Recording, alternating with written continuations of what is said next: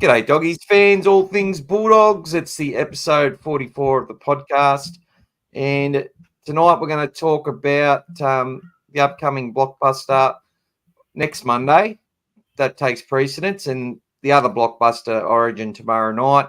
We're also going to look at some of the stats leaders. So I want to talk about some of the good stuff that some of our players have been doing and how well they're comparing with their position in the NRL.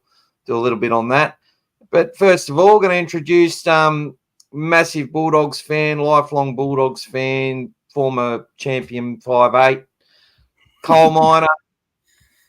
Pete, how you going, mate? How are you, Mick? Those 5-8 days were long behind me, but I sort of got started getting bigger as soon as I got over the lolly jar and started getting wider, and then it progressed to the front row and second row. So, but when I was a young kid, I played that position. But massive Bulldog supporter. Father played for the Berries back in the 60s. He might be on the. Have you checked out the Ultimate Berries page? He's probably. I haven't actually. No. They'd celebrate his birthday. Yeah, I've got an old book called Berries 2 Bulldogs.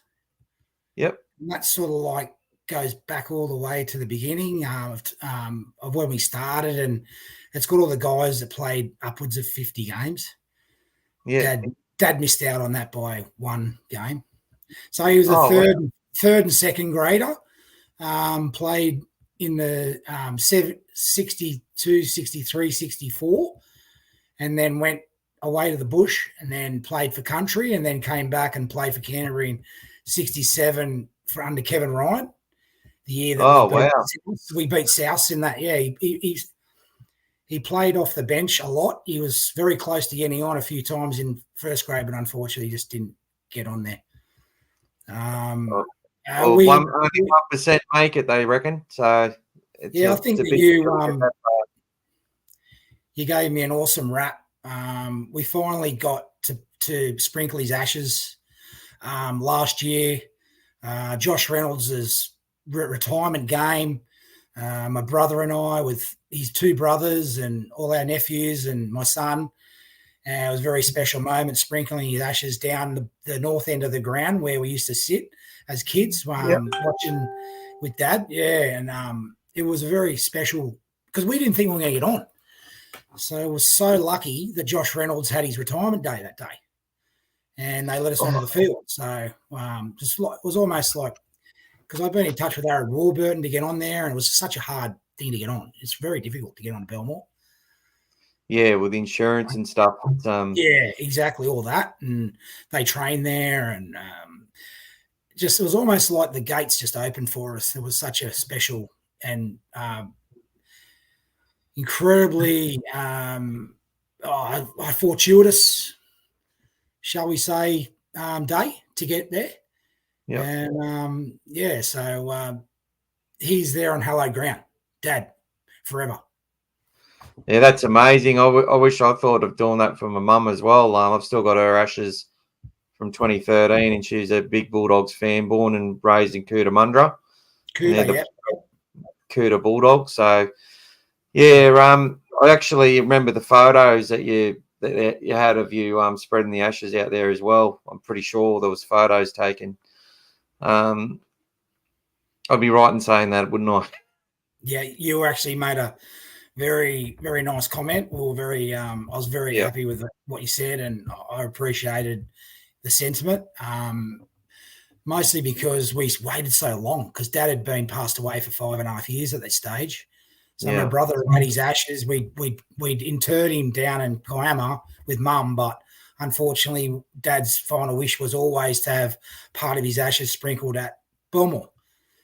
Yeah. So getting him sprinkled at Belmore was like, and just that day, how it all come about, and we got to meet some of the players as well. They were just still on the field, and because they saw us sprinkling the ashes, they were like, they wanted to know everything, and it was special. It was really special. It was a special day. I was there that day, and I'm a bit sad I didn't get to meet you on the day. I took my daughter, who memorized every score from a young age. Every win, every loss, what the score was from the age of like 4 through to 9. She doesn't do it anymore, but she did. And she absolutely loved it. G'day, that's Jimmy Brainlet who's just jumped on. That's Jimmy. He's saying hello. He was on the other night. Me and Jimmy were going on our tangents, but everyone seemed to love it. Or they got to love parts of the show. It went for about 95 minutes. Yeah, it was awesome. Yeah. But, it's just great getting you guys on here. We've had Brad, Jimmy. My mate Dane's been on a few times. Hoping to get some few more people on, and we will get some actual people from the Bulldogs eventually at some point. It's never a priority, but there's been some good chats with people. So when that happens, it happens. I'm a bit sad that you haven't been able to stick it to Dane a little bit because his Souths are going pretty ordinary. In Newcastle, we pumped them like what a turnaround that is, like 106-6 last year. This year being 68-14 in our favour. Like the difference in this team is just, it's like poles apart. It's incredible. Mate, g'day to Jamie. G'day to Tightline 66. G'day, Jamie. Yeah, look, it's phenomenal. It's still only 6 wins, 6 losses, but to me, it's not the win-loss column because we know we could have won a few more of those games. 100%. But it's just how they've played for the majority of those games, and we saw hints of it last year and even the year before at different times.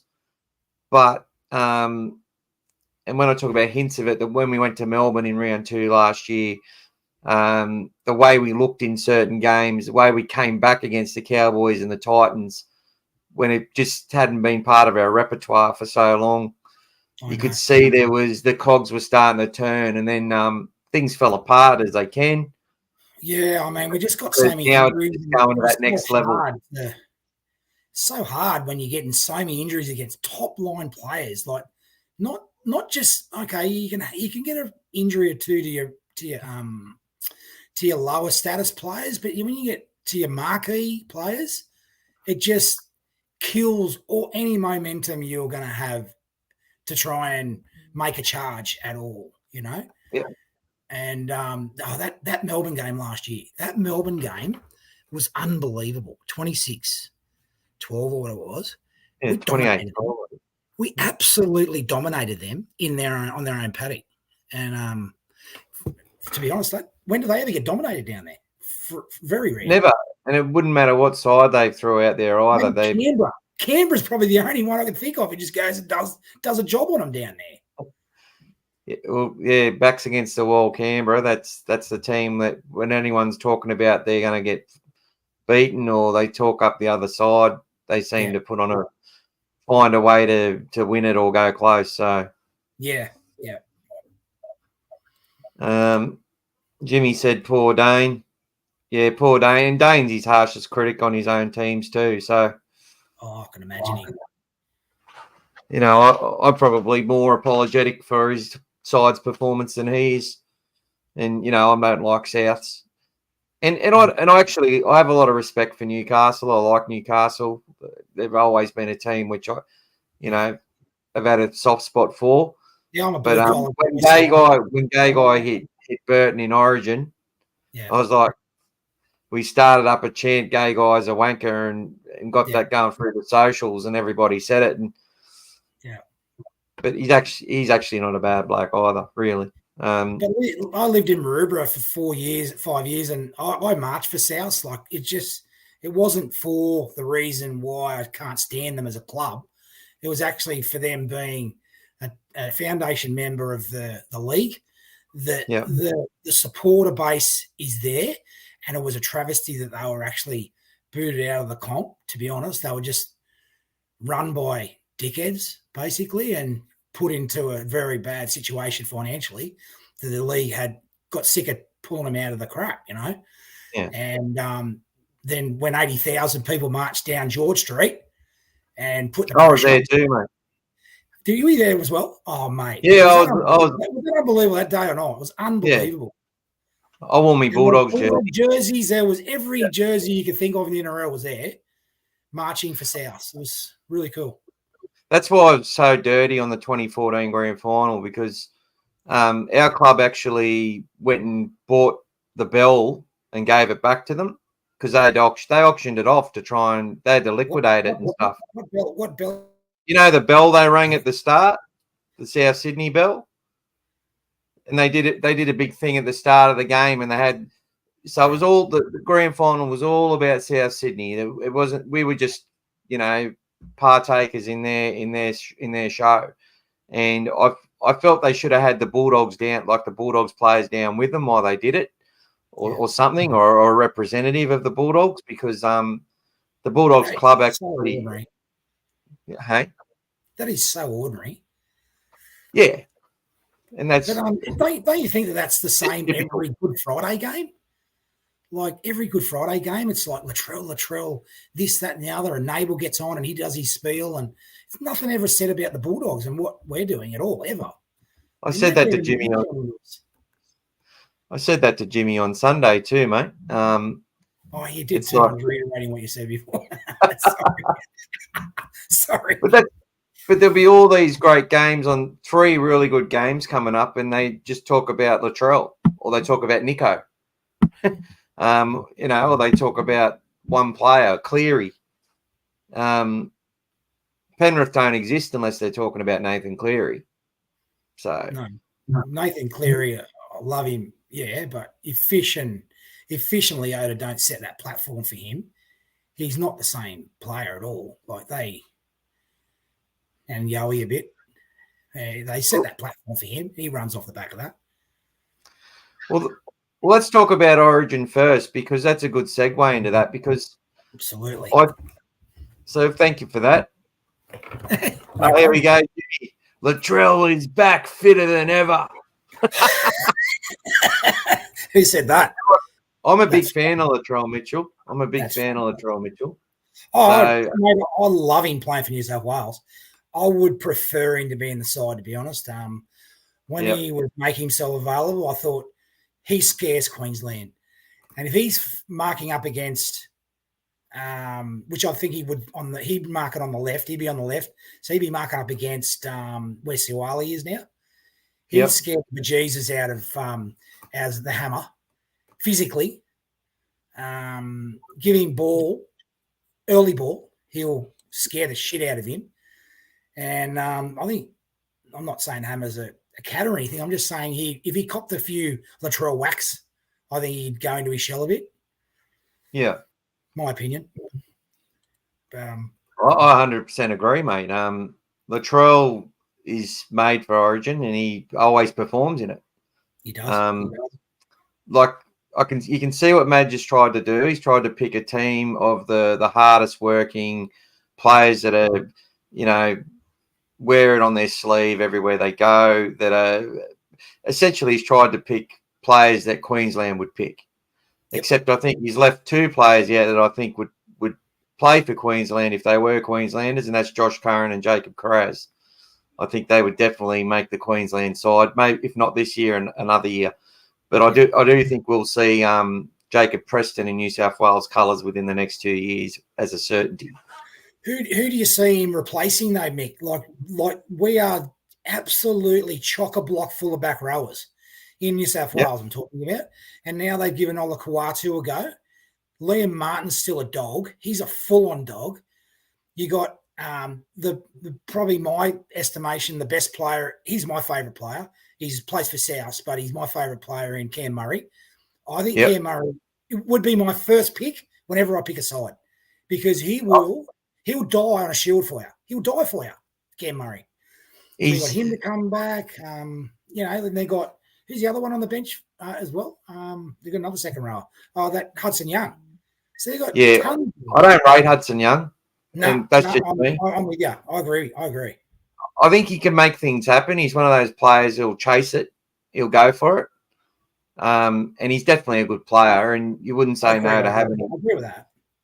But I think the Cam Murray, let's talk about that. Cam Murray, I think this freshen up, although he's injured. I think not playing Origin, having a break from Souths, I think that's going to help Wayne Bennett in South Sydney a lot when he comes back as a fresher player. If they don't rush him back, I think he's going to go to another level because he's been just busting himself in every arena for the last 3 or 4 years.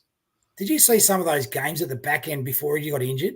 Oh, he looked like, honestly, he was going to die. He looked so broken, not mentally and physically, but more physically. He looked like he was ready to, like, what do you call it? Just give up. Like, I don't think he had any more energy left to do any more because he'd already made 40 tackles. He's already run the ball up 20 times. He's played 80 minutes, and then South's just like, it's like flogging a dead horse with him. Like, keep flogging him, you know? And he gets to play the ball probably on average faster than everyone is. Like everything happens off the back of his play the ball.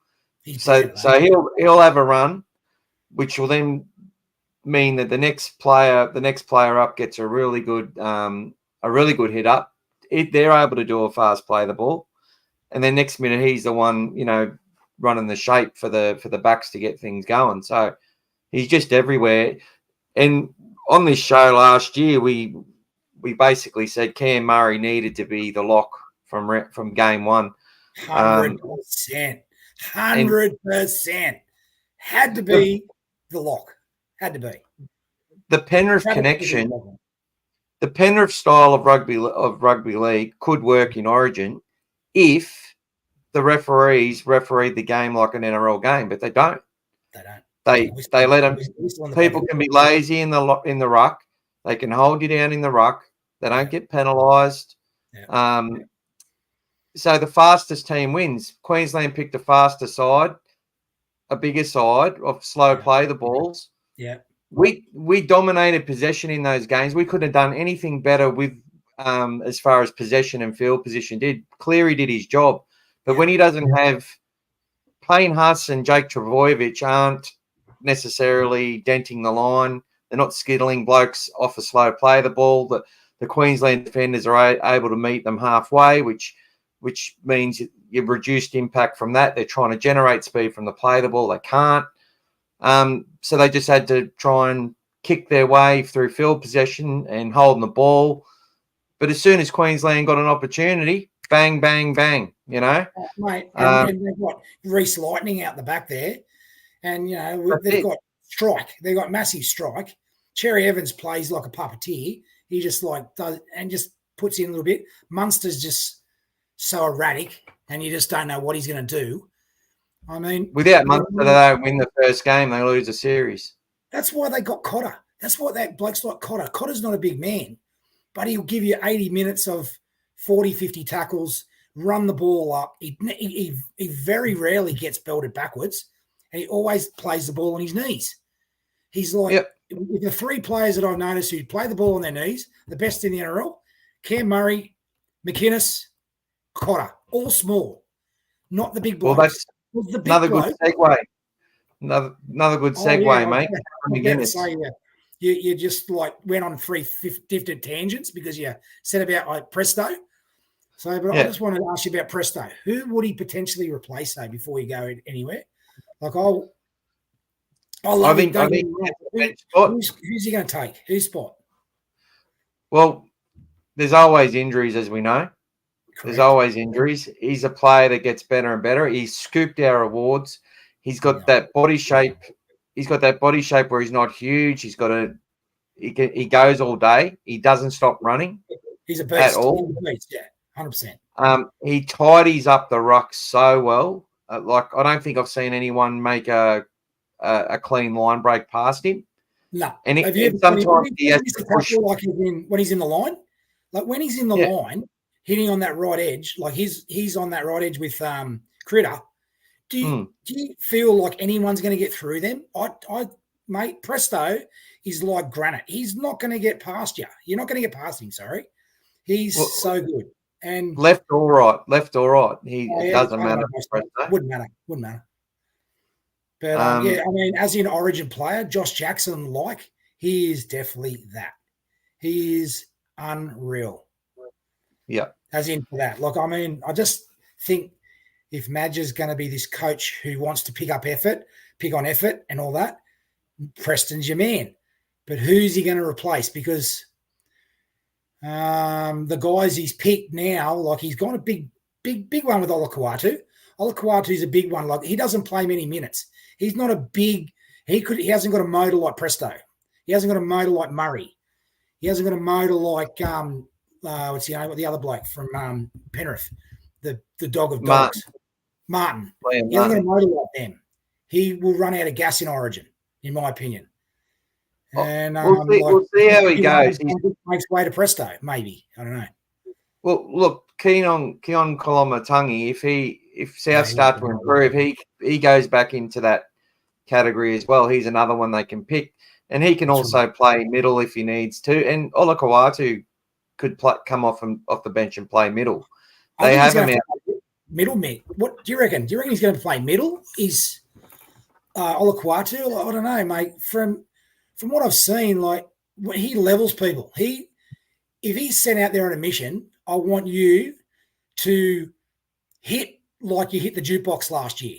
When you hit all of like, mission is, there's someone out there, you need to make a statement when you go out there, and you need to hit someone so hard that they go, mate, fuck, these guys are on tonight. And Olakuatu will be sent out with that mission that I reckon he's going to have to do a jukebox on someone. And I don't know who it would be, but like, I think that'll be the mission Catch tells him to do. I think it'll be Tom Dearden or DCE. It'll be Tom Dearden or DCE that he'll be targeting for sure. 100%. Or one of them. But they're gonna put their bodies in front. Dearden loves the contact.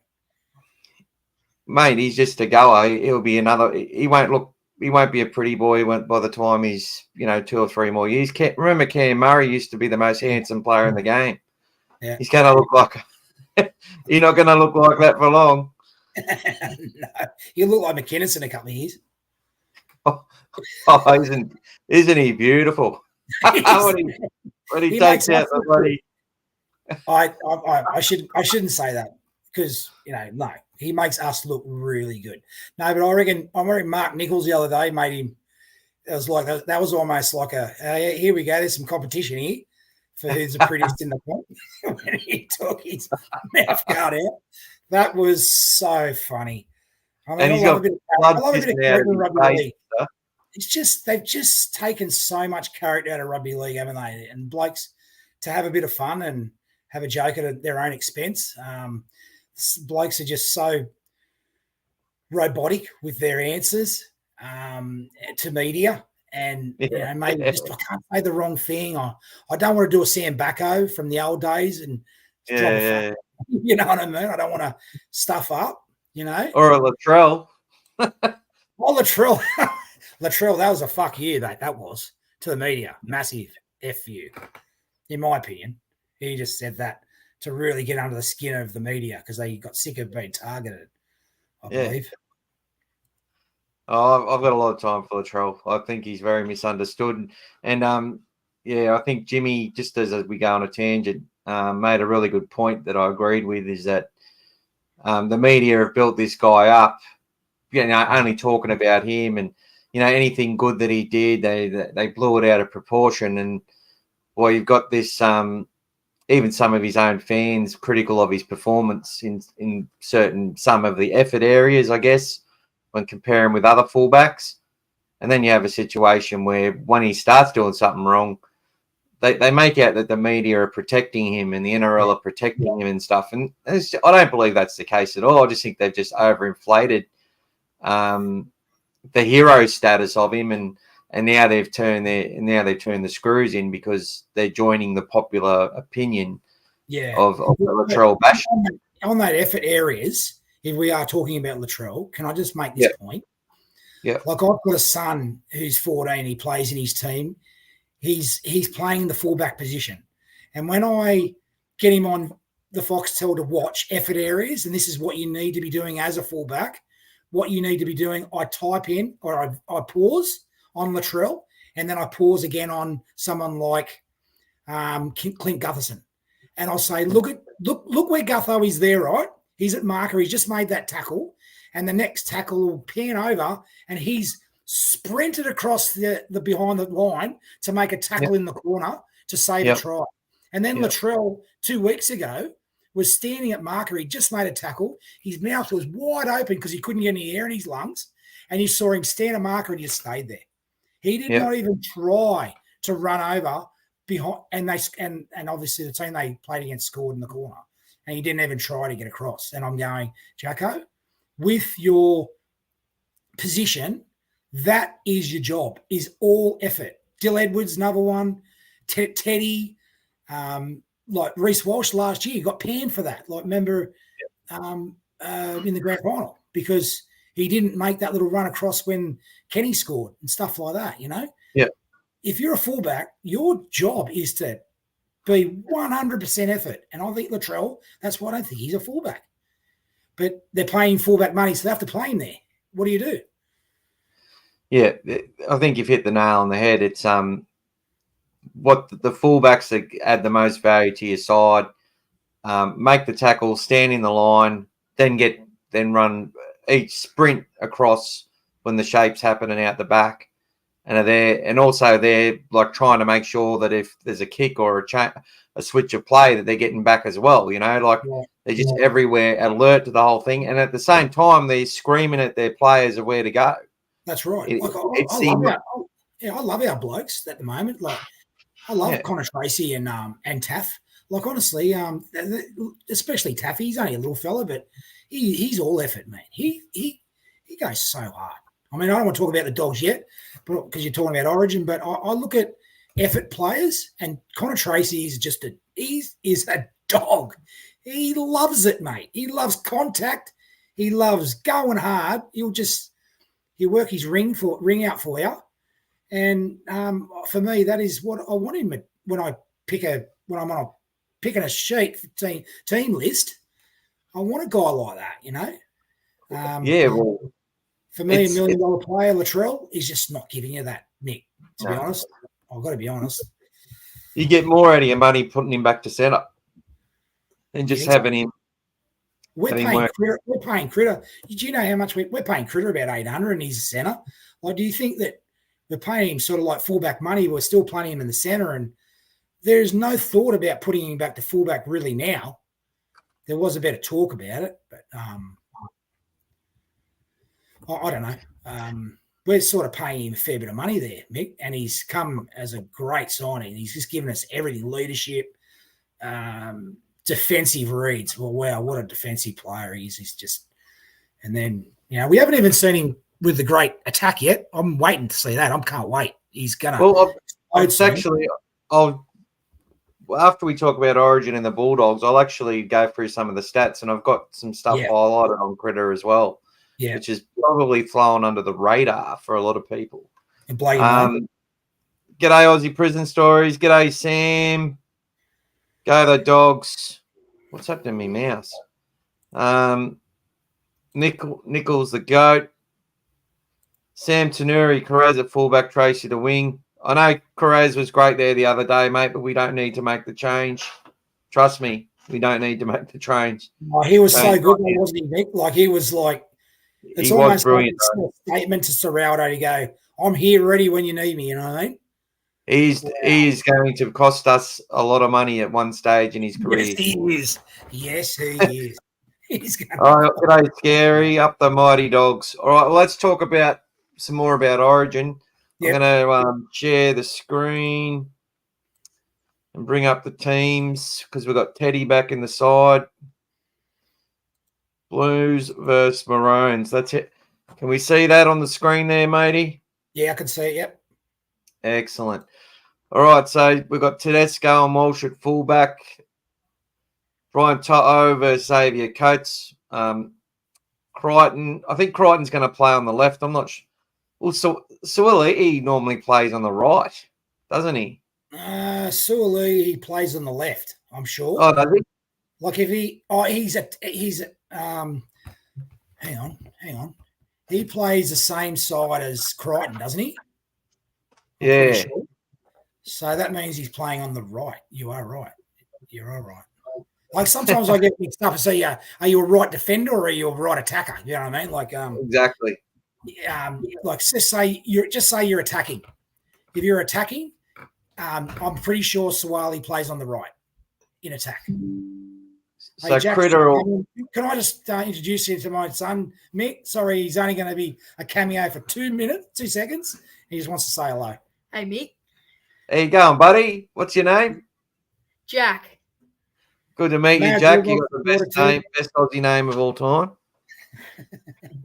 Mad doggy supporter right here. I'm speaking to the number one doggy supporter. No, I reckon I'm close. I'm up there, but there's no. Dad's up there. I don't think there's anyone even close to the guy I'm talking to right now. Seriously, he's ridiculous. Really? Oh, he's mad. My other mate Peter said I'm the Donald Trump of podcasts. Podcast better than me. I like it. All right, Jagger, you can piss off now. All right. I love you, mate. Yeah. I'm glad you're here with us, Aussie. Get well soon, my brother. All right. Thanks, Jack. Good to meet you, mate. Yeah, he just said goodbye, Mick. I just told him to POQ. Ping off quickly. Yeah. All righty. So we've got the team up there. So Toho and Critter will play on the left without a problem. We'll have Zach Lomax and Suoliti on the right. I have no doubt that right edge of New South Wales is going to be where Queensland go their hardest. Absolutely, mate. And Coates and Holmes, yeah, they probably want to keep Hamaso away from Critter. Yeah. But they've got us for speed in that back line. They have. But look, for me, Zach Lomax is a really big selection. Suoliti, I feel, if we're not talking about the rugby union thing, he is a goer. He does skittle play. He tries hard. He should have been on the wing. I believe so. Outside Latrell. Yeah, that's how I would have went it as well. To me, that would have Queensland would be more balanced in where they were finding holes in New South Wales. I think they're going to have a plan to do that. They'll probably kick for Ta'o deep, so he's tire him out to tire him out and reduce the amount of returns that he gets. Yep. Lomax is good for a return, though, Mick. To be honest, but he is. I worry about their defence. I do worry about those two and their reads. To be honest, I don't know. I just think that Reece Walsh is going to have a bit of a field day once things loosen up a bit. It's going to be. There's going to be some scary moments, I'm sure, and hopefully the New South Wales Accor Stadium sort of brings the field closer together. But I'm sort of hoping that we get, we can put pressure on them in the kick, reduce their kicking length, and really get some kick return meters from our players, because that's New South Wales' best chance to get the good kick returns. Tedesco can do that as well as Edwards. Toho and Lomax, and Critter and Suoliti will both do their share of work. Oh, they'll get great meters out. Those two, they're absolute animals. Critter, like Suoliti runs like his hair's on fire. Like he runs to hurt you when he runs the ball. He's got the big high knee lift. I hope he doesn't get sent off for 10 with that, and does control that. But when he runs to actually hurt the people who are going to try and tackle him. So hopefully he skittles a few players, maybe a few HIAs here and there. Critter, he's just a cerebral player. He's so smart. Like he's one of the best buys Canterbury's made in a long time. He's got Origin all over him. He's a brilliant player. And all I can say is I think our forwards will hold. I like our pack. I think it's a tough pack. It's a bunch of guys who are a pack of dogs, and they want to dominate that Queensland pack. If we have any chance, I believe that's how we actually have to win, through the forwards. We have to dominate them, and that's going to be a hard sell because Queensland, Yeah. same as us, they're a pack of dogs as well. Well, their best player is Patrick Carrigan. He is I believe he's the best forward. I rate him higher than Payne Huss. When Do you're you rate talking him higher about, than Murray though, Mick? I have them pretty close. Yeah, and I think Patrick's the much fresher player at the moment. But as far as like his ball playing ability doesn't match up to Cameron Murray. He can't throw a ball as fast but while getting hit in the back like Cameron Murray can. Yeah. But he will develop that. He's very clever. Hey? Carrigan's very clever. He's very smart. He can 100%. ball play. He can ball play if he wants, but mate, Kevy just wanted him to. That free punch was like Haas, Flegler, Carrigan, mate. What a free punch that is! Bang. Good luck trying to defend that. Corey, I think it's Corey. Corey Jensen has done his best this year with that, and he's been going all right. But he's not Flegler level. He's not Jersey Flegler. No, he's not. Jeremiah Nanai is one of these players who I feel has been a bit out of form, but he will. The effort's still there in his game, but he'll be one who will cause us issues, and he's one to watch. Yeah. Cotter, you know what you're going to get from him. Ben Hunt, Lindsay Collins, it's all effort. I always look at Lindsay Collins and go, he's the weak link. No. But his effort is higher than everybody else. He just proves everyone wrong. Yeah, 100%. We've got some dogs in there. I love Cameron McGuinness. It's funny because he does a lot of that fourth tackle hit up like a fullback does and gets the quick play the ball away to set him up for the fifth. And he'll take 2 runs in a set and make meters and get to his feet really well. Yeah, he would have been fighting with Dill. He would have been fighting with Dill Edwards to take that 4th run because Cam McGuinness is unreal at that 4th run, and that's where Dill Edwards is the best as well. But now he doesn't have to worry about that because Teddy's in. He'll be taking that 4th hit up, and he'll be the one who tries to go up that keyhole, try and get on his knees, really quick play the ball, and get us on the front foot, and then hopefully, let's just hope. Let's really pray that Nico has one of those games out. Let's really hope, and the event doesn't get to him. He does have that emotion in him, and I see that in players like Reed, Marnie, Nico. Everything means a lot, and you're going to ride some waves with these players. But just Aussie's made the point that the talk about Teddy being embarrassed to be picked like this is bloody ridiculous. Yeah, they're talking about that. Who said that? What a joke. I think Gordy said it, or one of the players. Ridiculous.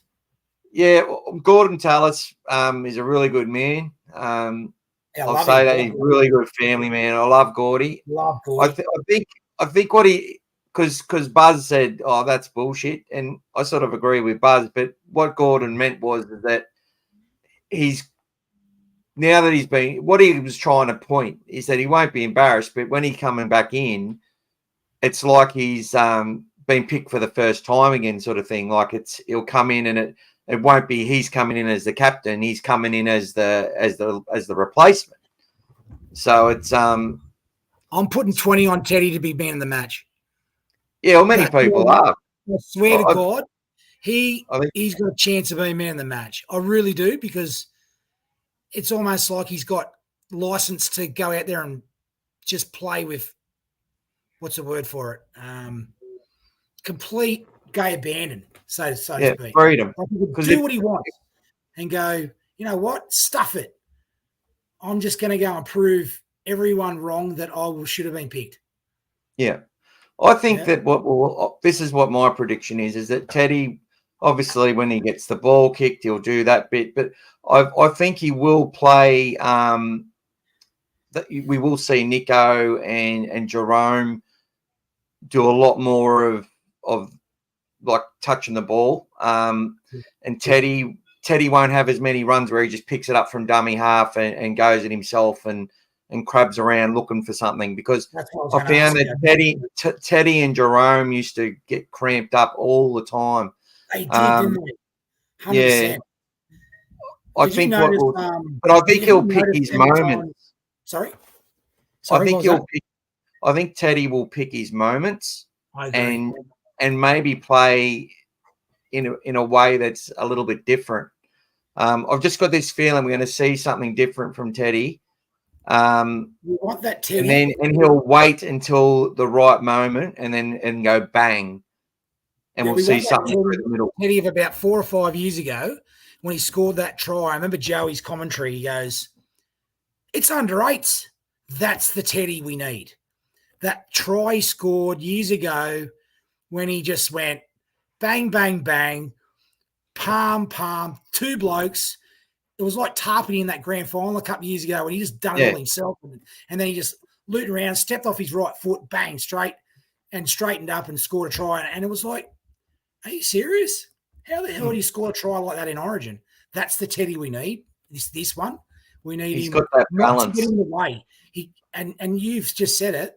He sort of gets in the way and stifles those halves a bit. I think he did it with Nath a bit as well as Jerome.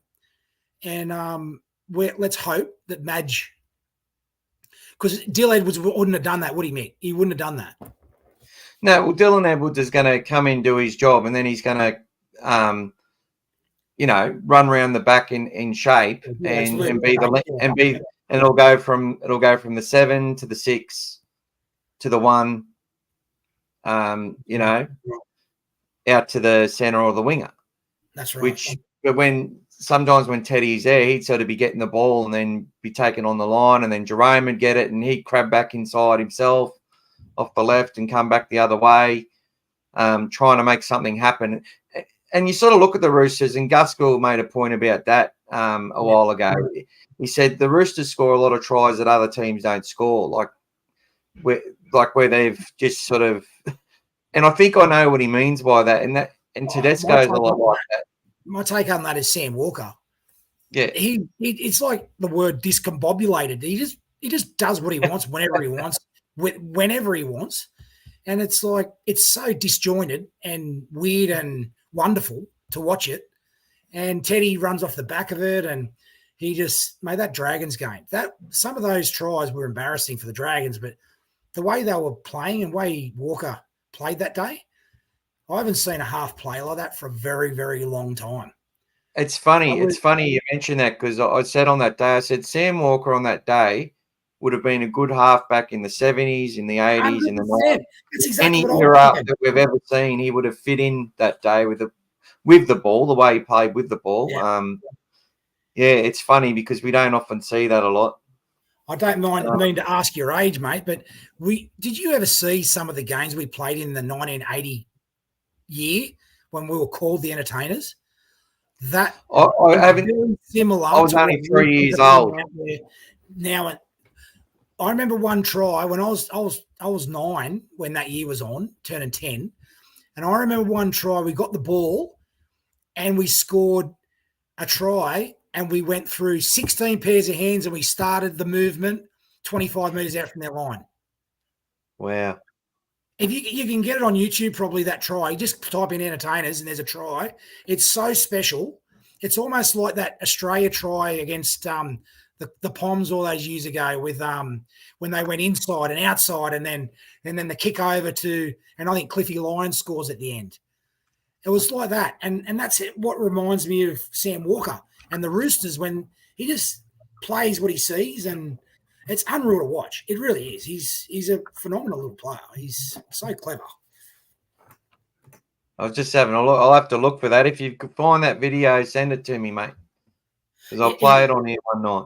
I'm sure it'll be on YouTube under the Entertainers of 1980, the Bulldogs. It's just an incredible try. It's unbelievable. And I think Jeff Robbo was in it, and he doesn't pass. I love Robbo.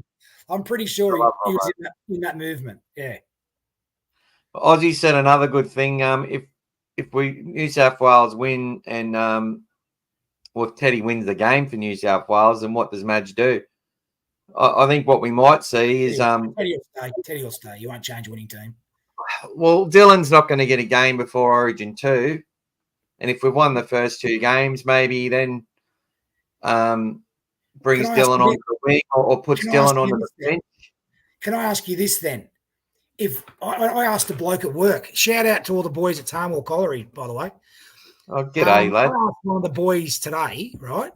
What happens if we win and Teddy doesn't dominate? It's a Jerome and a Nico show. Yeah. But we still win, but we win ugly. Does Dill come into does it Dill come in then? Like when Teddy doesn't have one of his best games? Do you think that they might change things again if Teddy doesn't dominate? It's a really hard thing it's a good question to ask because they've talked about this on the news a fair bit on the different like SEN and all that sort of stuff. But one of the things was, look, it's all about context. You know, we could lose and Teddy might run 250 meters, but it doesn't necessarily mean he's had a great game. Same with Dylan Edwards, because they do that. That's what they do. That's their work rate. They can do their job and be a 7 out of 10 and make 250 meters, because that would mean that probably the forwards didn't make hardly any meters, and that Critter probably, you know, because I think Critter will be the one who makes the less meters for New South Wales. He'll be the one they keep fresh. Yep. To chime in. That's what I've been watching. A lot of teams, they keep one centre sort of fresh. They only come and help out when the other guys have done a fair bit of the work. They'll come in and do a couple of runs, but they tend to keep them fresh for the Hollywood moments. Yeah. Well, I really hope if that's the case, that Critter ices those moments like he did in the grand final. There's been quite a few times this year, and I reckon you've definitely got stats on that Critter hasn't iced that moment. There's been moments this year where he never stuffs that kick up. He gets that kick pinpoint, spot on every time when he's playing for those Panthers out there, and he's just kicked it over the dead ball line, or it hasn't just got it right, if you know what I mean. And let's hope that Critter of the grand final where he just, mate, honestly, everyone gives Nathan all these kudos.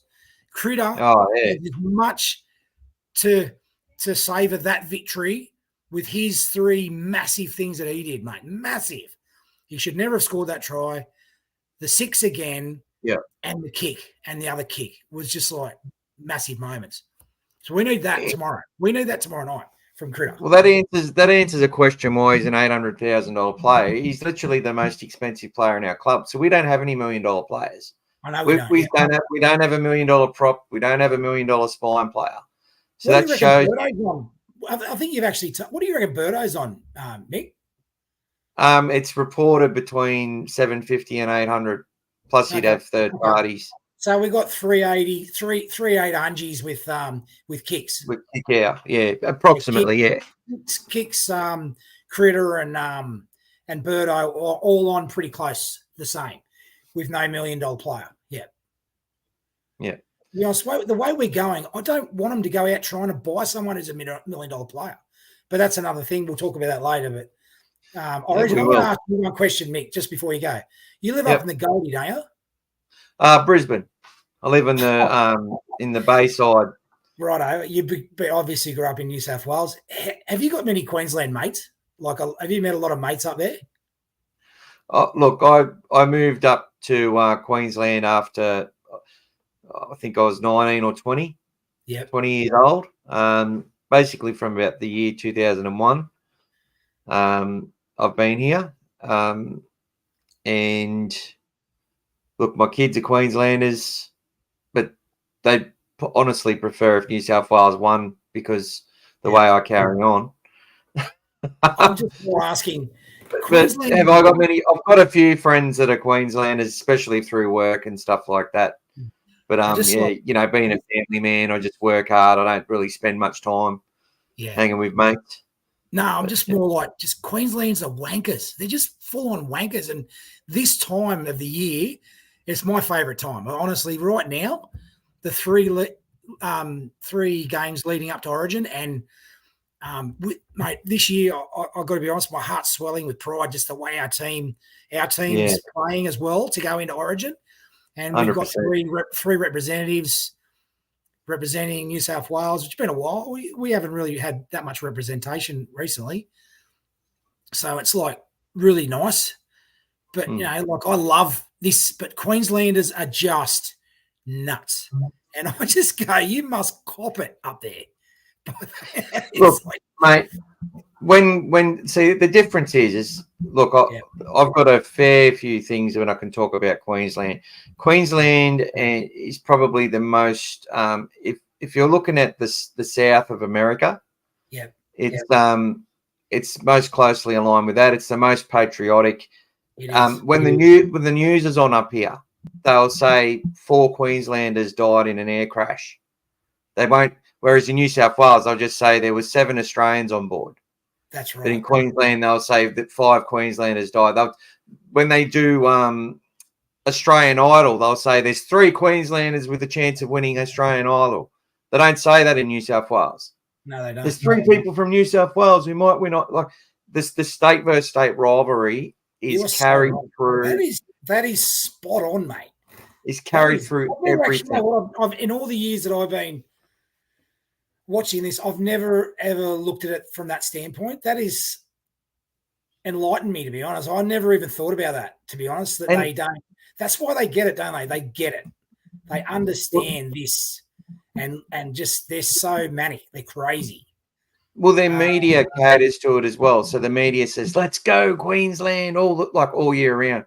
Yeah, Queensland's number one station. Yeah. Queensland, this Queensland. They use the word thousands of times in the media per day. Yeah. So it means that it's just constantly there. Queensland is the people born in Queensland are least likely than to leave than any other person in any other state. Yep. They're more likely to stay. It's like America. This is the world. You know, the world is Queensland. You know when they call them rednecks down south of America? I call them maroon neck because that's like, you know, that's what they are. They're full on rednecks. Yeah. And they live in the Banana Republic, to be honest. And I'll love it. I love going up there. I've got Queensland friends, and they're just, when you go up there, my sister lives in the Goldie. Yeah. I love going up and visiting up there. When you go on a holiday, you want to go to Queensland, don't you? Like it's awesome. It's so good. Aussie, don't worry, mate. I'm born and bred in Wagga Wagga. I've spent 15 years there. Yeah. Family. I'm the youngest of 7. You know, we my brother and my sisters all went to school with the Mortimers and that sort of thing. Yeah. Played cricket, rugby league, soccer, even AFL. I tried to play that for the school. There's lots of Doggies fans up here, Aussie. There's plenty of Doggy. Just speaking to the people in the chat, Pete. There's no look. I've worn my Bulldogs jersey out at different places and been called a rapist and a terrorist. Usually in jest, but it's still a stigma from where. Due to the multicultural area of Canterbury Bankstown, and also due to 2004, in the preseason there at Coffs Harbour, and it's funny because I went to Nambucca Heads High School in year 11 and 12, which is half an hour south of Coffs. I love the Dogs. Love the Dogs. Love New South Wales. My dad grew up in Lakemba. Oh, so everyone would know that water tower. That's the water tower, that big, massive water tower at the back top of Lakemba is basically the top of Nickel Street, where my father grew up. Yeah. And back in those days, it was a lot of white families, a lot of Greeks, a lot of Italians, a lot of Macedonians, and heaps of Christian Lebanese. And now we've just got an unbelievably passionate, fantastic, multicultural supporter base, and we're very different from most other clubs. We are. I think you and Jimmy were talking about the other day. We are such a community club. I mean, no club has the access to the players than like our club does. No. They're all there to be seen. They're all around. They're not, some of them live in different. Like Credo still lives out at Penrith, and some live out at down at. Some live in Hurstville. Some live down south in bloody in Cronulla and all that. But they're all going to Jobles. They're all in the area. They're all in the community. They're all accessible. It's just different. Yeah, they're all accessible. Yeah. And that's why it's even more important that I think that on social media that people take, whether they like a player or not. Yeah. Be respectful, be constructive. Yeah. Give your opinion, but keep the slander out of it. You know what I mean? 100%.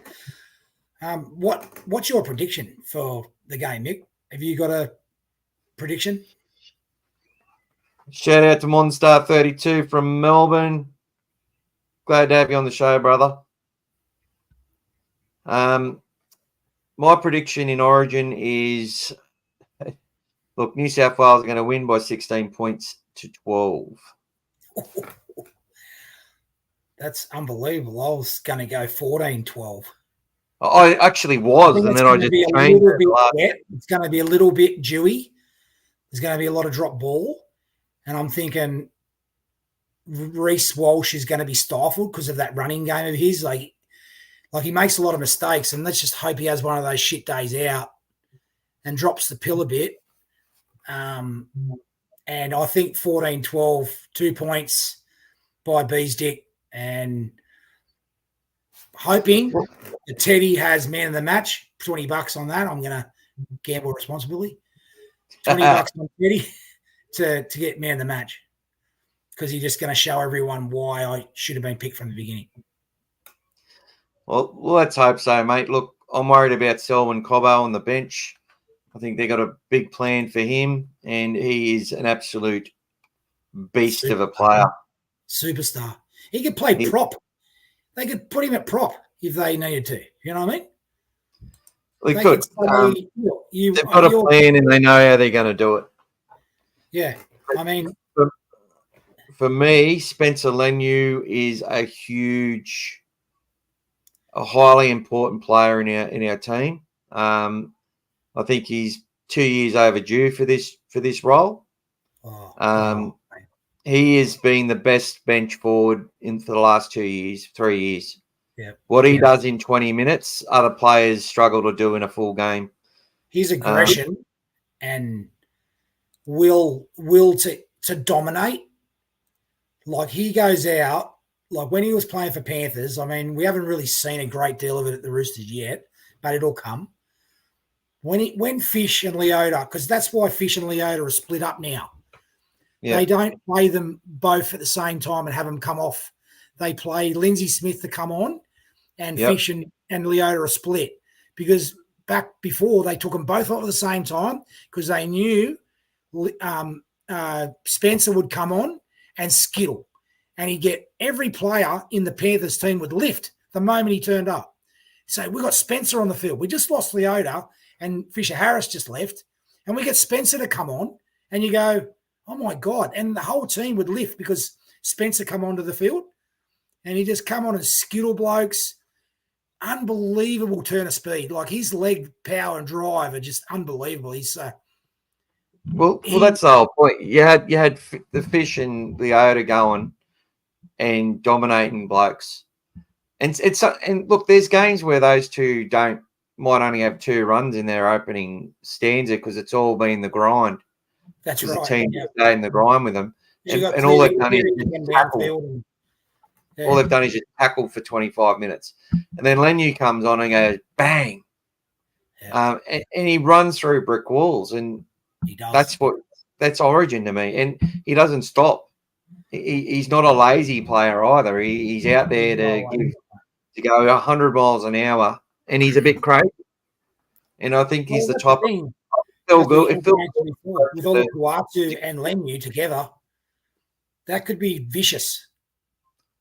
Well, let's hope so. Look, yeah, there was a lot of talk that having Yo and Gerbo together is pointless because they both want to dominate with the ball. Yep. But I think they're going to both play a little bit different in their roles. Because I think that Nico is going to be handed the reins and said, you're going first receiver, first, second, third receiver. You know, he has more touches than any other half in the game. So if Nico doesn't do that, well, then we won't win. If Nico doesn't take charge and Yo continues to do the shit that he does in Origin in the last couple of years, because we've lost 4 out of the last 6, but they've played the Panther style. It doesn't work. It does not work. And Yowie just needs to tuck the ball under his arm and go and get that 6'5" frame and just pump it up the middle and keep pumping those legs like he does and just meter eat. Just go hard and just get the meters. And that's all he needs to do. I've actually seen him. He's done that a fair bit this year as well, where he's gone run first, pass second. But I think that's what he's going to do in this Origin series. I think there's definitely they want to use his leg speed because he used to be a winger, for God's sake. That's right. I think they're going to have him running fast, trying to get behind the line and using some surprise from that point of view. But then when he needs to be there for shape, he'll be there. Hudson Young, I think, I don't know how they're going to play him. Well, Madge said that he's spoken to he's got good relationships with a couple of coaches, and they've had some players, training in the centres at different times. Yeah. So what he's saying, Ricky's been letting Hudson train at centre during some of their during their reps and stuff, right? To prepare for Origin. So he's probably known he was being picked all year. Well, Madge was down there at Canberra, wasn't he? Like he knows Hudson intimately, and he knows Hudson's positives and negatives. So he knows what he's going to get out of that player. And I believe he picked him knowing those things. And he's probably thinking, lesser of two evils, I think I'm going to get more positives out of him than those negatives, because he's got some negatives in his game. I've got to be honest with you. Well, he was pretty ordinary in Origin last year, and I felt that it wasn't his time. Look, I don't rate. I'd rate a Jacob Preston over Hudson Young every day of the week, and me too, even those tries that he scored for Canberra against us the other day, that was great team play for one try where and he just run his line and he was there, did his job. Strange set that up. That wasn't Hudson just ran the ball. That was Ethan Strange. That was us on the back foot. Ethan Strange thinking beautifully and coolly and just went bang Hudson, leg speed, Hudson, thank you. Boom, see you later. Bye-bye. 40 meters and the other one 10. Well, that was from the second try. They Ko Weeks got the late offload from that Trey Mooney, and then he broke through Burton and Cherry, and then and then they got tackled downfield, and then they just went bang, bang, bang. It was great work by the 5'8" to find Hudson where he did, and the other play was 5 brilliantly at a certain part in the game. They attacked a certain part of the field. Poasa got tired. Moran got tired. They both got wrong-footed, going the wrong way. The overlap was created, and then Hutchison was forced to, cover the man, and 2-on-1, 3-on-2, easily done. Teamwork. Yet Hudson Young was the one that they all praised for that try. Oh, he had a great game because he got 2 tries. Why wouldn't Ethan Strange get all the plaudits for that? Because he got lots of plaudits. Don't worry. Weeks, that was beautiful ball playing by Strange. 100%. 19, 20-year-old kid, first year in grade. Wow. What? And they're going to be how we got that halves academy. They're going to have halves coming out of their ass down there because they got that kid from Para going down. A mate of mine who's over in the Manly said there's another. That kid, he's going down, and he's a half. He's not anything else but a half. And then they've got another one, supposedly, that's been in junior reps over at Manly or something like that, in the same sort of vein as Wicks and supposedly he's another young half. So Ricky's going to have an academy down there of halves. Well, And Des they got in KO. Fogarty to teach him. Yeah, well, Fogarty was another late starter. See, he was a late starter that bloomed out of Queensland Cup, and he's still, that's I got really angry at Braith and Astor last year for going on about Jamal Fogarty failing in the big moments. I'm like, it's only his third season, and he spent 3/4 of it, one of those seasons, injured with a knee injury. How old is he? So, I think he might be 26, 27, something like that, but he's only played like 60, 70 games or something. That's right. And That's right. He's still fourth in kick meters for this season, and he only played 7 games. He's got a massive boot on him. Like, okay, here's a question for you. Here's the crack of this one. If you put Burton, Moses, and Foggy together, who do you reckon would have the best end-over-end drop punt kick, and who could kick it the furthest and maybe the most accurate? Because Moses did one last week, was just out of control. It was like on his 40 and it landed a metre from the line, or it might even been less. It was like Burton can kick it further than all of them, yeah. but Moses has been doing it consistently in the NRL. So if they were going to, who could kick the longest over 10 kicks in 5 minutes or something? Yep. I think Moses would win, and that's where we probably need to shift to the Bulldogs game and talk about that, because we've been going over an hour. I know. God, it goes quick. But just a few things from Aussie. G'day, Dave. Aussie said 16-10, Teddy or Critter man of the match. Yeah, I think that might happen too, Aussie. It's going to be wet. This talk Madge will go after the Eels job. Your thoughts? Look, I don't think he will. If he hadn't won a comp, I'd probably say he might, but it all depends what happens with the New South Wales job. Yeah, he won't be able to do both.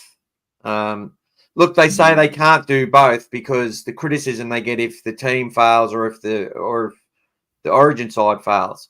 That's and to me, that's where I think the world's gone friggin' mad. What's it matter what people say? Criticism comes from the media before the fans, anyway. Yeah. Imagine getting absolutely hammered if that happened. Like if one of them failed, he would get slaughtered. So by the media and by some fans, but what's that got to do with anything? Is that going to stop the fans turning up to their games? Is it going to stop? I don't think it will. Imagine the parapages. I think we need to start ignoring what fans say. I think they need to. That's just my opinion. They need to show some balls and say, we're going to pick the best job, the best candidate for the job, and we're going to back them to do it. And if they do it for 2 years, doesn't work out, okay, we tried it. But I wouldn't be utilising criticism as it wouldn't have any gravity on me making a decision on what people think. Just my opinion. I hope he just stays with New South Wales just for that 2 years that he's got. I know Parramatta's a plum job, and I mean that's going to be a big money job, great stadium, massive supporter base, massive club. And you know what? The person that gets them that grand final when they do finally win one, he's going to be the biggest hero in the history of Parramatta since the 80s, isn't he? And if you get that job, it's a big appointment. Well, it's funny. It's very cherry if you want it, but I just hope he just stays with New South Wales and just coaches for the next couple of years. And I don't know. Well, I've said some pretty controversial stuff, so I'll say a few controversial things. But g'day, Pete. He's just joining. Pete Weber, how you going, brother? Hey, Pete. How are you, mate? I love Pete's comments. Yeah, well, mate, he's the best. His posts are the best. Moses wins a day of accuracy, Bird. I'll get better. Yeah, 100%. Look, some controversial points. I've made this. Canterbury Bankstown Bulldogs have made as many grand finals as Wayne Bennett coach sides since 2010. Yep. Right? Now, we've also won as many. None. Yet this whole half of the season has been dedicated to Wayne Bennett getting a job. I'm not saying he can't coach. He's a good coach, but his legacy of when he leaves is that teams and clubs fall apart and win spoons or go very close to it. Whereas Gus Gould, when Gus Gould leaves, they win premierships. Well, you remember what Brownie said, and it was on the TV the other day. He said all he cares about the little head, and he's given me nothing but than Brown when he left Newcastle and just demolished the joint because he took all the good players when he left, and they were like the Dogs when Hasler pissed off. Well, another controversial saying is that Parramatta have only made one less grand final than the Broncos. Okay. Since they last won a comp. Right. So, they made the grand final in 2001, 2009. Yeah. The Broncos have made the grand final in 2006 and 2015. And now 2023. They have strung a few losses in a row, haven't they, the Broncos? That's 2 in a row, but they're the hardest team to beat in grand finals. That was that team that Bennett had was so hard to beat.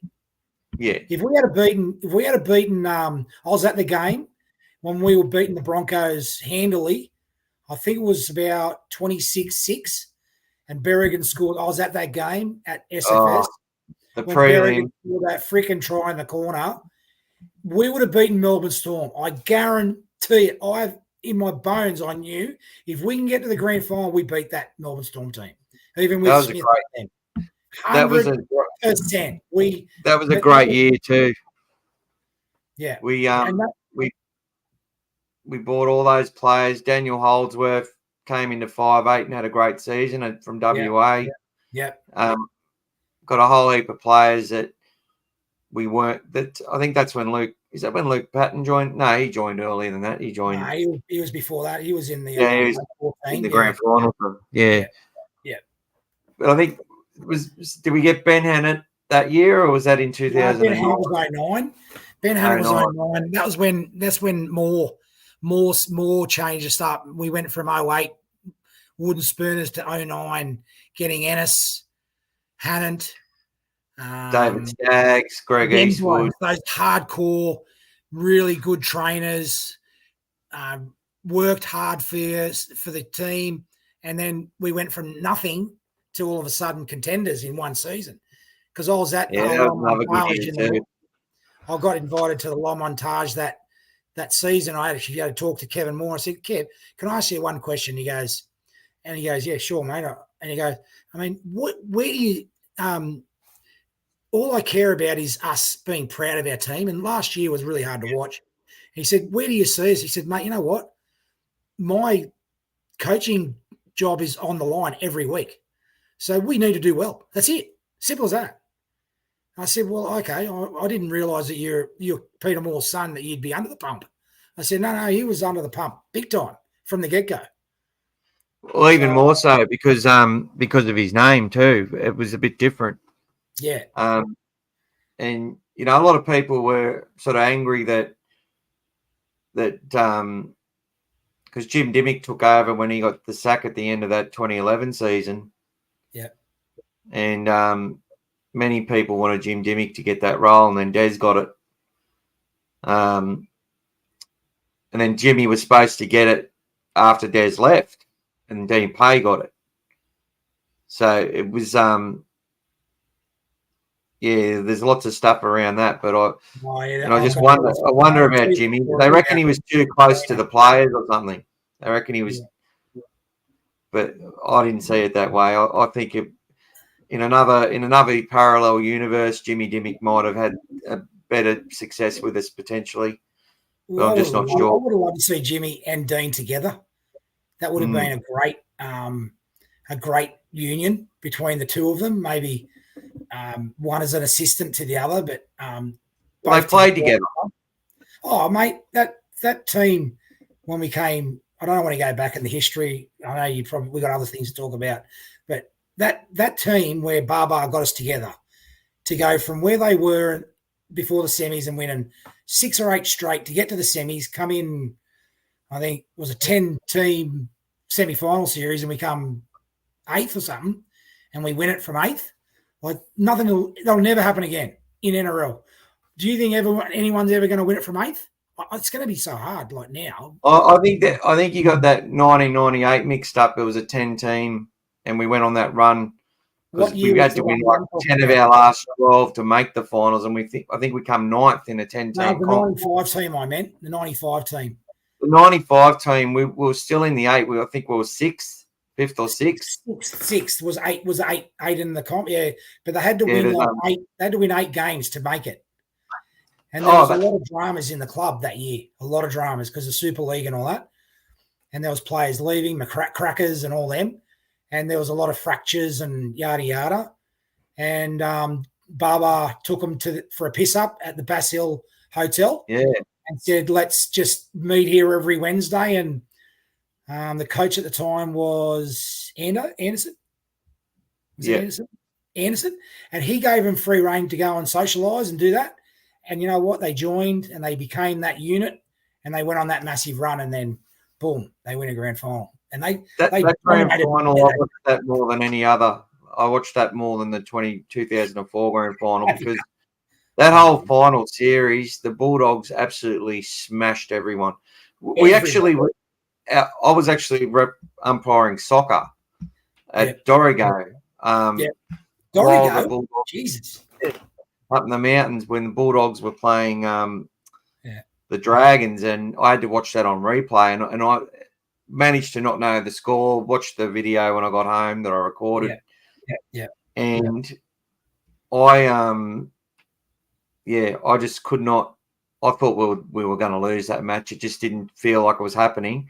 There were signs, but it was like we were a bit rusty once we got to the finals. They'd done all that work to get there.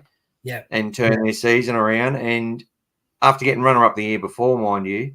And then from that point on, they've absolutely annihilated teams like the Raiders, the Broncos. Like Ricky Stewart did his knee with about a round to go or something in that season. But the way they went to work, that forward pack, Darren Britt, Dimmick, just workers, Simon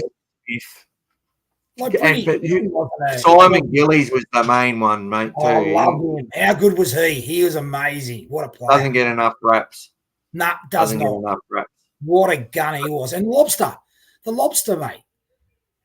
And definitely Grimaldi does not get enough raps either. He was phenomenal. Yeah, great Tony Grimaldi, another one. But I think we'll keep that one for another day, though, because I can reminisce all bloody night. I've got all the...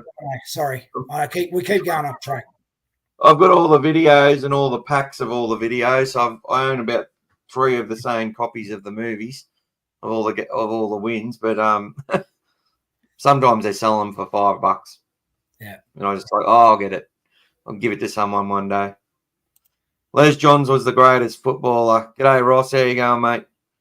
Yeah, well, I didn't see enough. My dad would agree with that. I didn't see much of Les Johns, but everyone says he was the Canterbury equivalent of, he was the Terry Lamb of today, as far as how good he was, or better. It was unbelievable. Dad Bulldogs versus the Eels. I'm worried about this game. I was worried round 1 after I watched the trials. Parramatta came out playing for their coach. They held possession.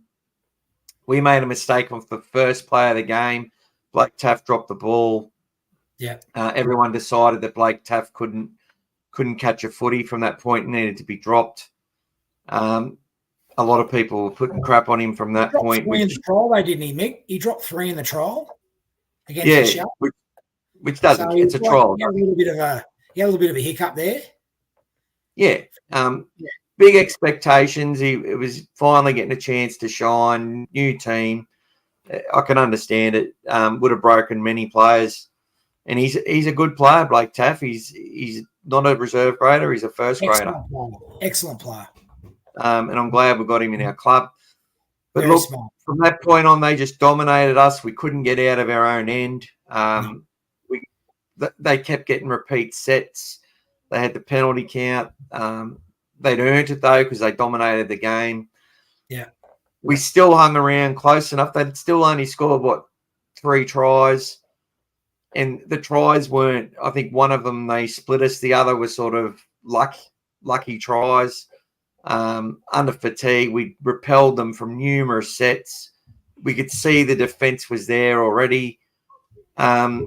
We still got 2 tries in that last part of the game.